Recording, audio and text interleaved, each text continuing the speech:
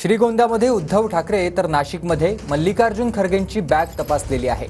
गोंदियात नाना पटोले आणि मंगळवेढ्यात नितीन गडकरींच्या बॅगेची तपासणी करण्यात आली आहे। तर दापोलीत हेलिपॅडवरच आदित्य ठाकरे यांच्या बॅगेची देखील तपासणी झालेली आहे। तर तिसऱ्यांदा उद्धव ठाकरेंच्या बॅगेची तपासणी करण्यात आली आहे।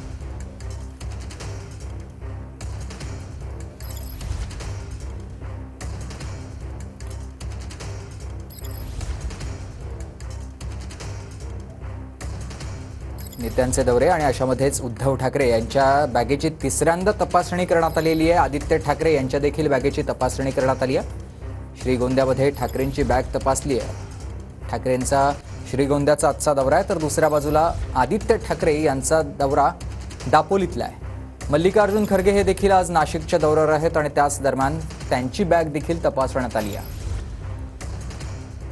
मंगळवेढ्यामध्ये गडकरींच्या बॅगेची तपासणी करण्यात आलेली होती। गोंदियामध्ये पटोलेंच्या बॅगेची देखील तपासणी करण्यात आलेली आहे।